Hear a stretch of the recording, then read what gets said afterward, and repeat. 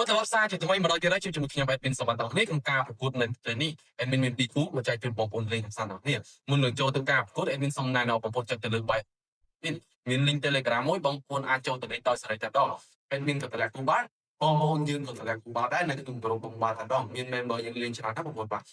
hay bóng bóng trong châu từ đấy còn là bóng bóng chạy link tới a châu từ đấy tao sẽ tại đó người có bóng bóng a châu chúng một cái account mình tại buổi lá a châu link tao sẽ tại đó và cái tụi website mình điểm chỉ cho nó រឿងក៏មានគូបោផ្សេងៗនៅក្នុង website តែម្ដងមានប្រមូលសិនពិសេសមិនអាចចូលទៅក្នុងការប្រកួតនៅในនេះតែម្ដងយុគនេះមានទីទូមកចែកជូនបងប្អូនលេងកំសាន្តប្រទេសបងប្អូនទាំងគ្នាបាទថ្ងៃនេះ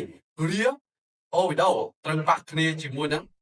អេស្ប៉ាញ៉ុលក្នុងការប្រកួតនៅត្រីនេះលីកអេស្ប៉ាញបងប្អូនបាទហើយគូទី2ប៉ារីសសាន់ហ្ទឺម៉ាន់ត្រូវបាក់គ្នាជាមួយនឹង Stade បាទតែបាទក្នុងការប្រកួតនេះនឹងតែក្រៅហើយបងប្អូនលេងមានសំណាងដល់បងប្អូនលេងទៅខាង អេស្ប៉ាញ៉ុលនៅមានភាពដូចច្រើនក្នុងការប្រកួតនៅទីហើយគូទី2មានសំណាងដល់ប្រកួតលេខទៅខាងបាទហើយបងប្អូនបាទដល់តាអែមហើយក្នុងការប្រកួតនេះបាទនិយាយពីការប្រកួតក្រុមទី2បងប្អូនបាទក្រុមទី2នេះ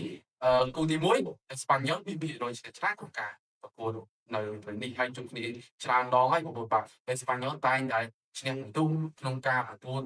គូទី1នេះcũngដែរខ្ញុំថាការគូទី2បាទប៉ារីសដឹងតែមានភាគរយច្រើនតោះកុំភ្លេច Come on follow ឲ្យមិនអរគុណច្រើនសូមជម្រាបលាជួបគ្នានៅវីដេអូក្រោយបន្តប្រកួត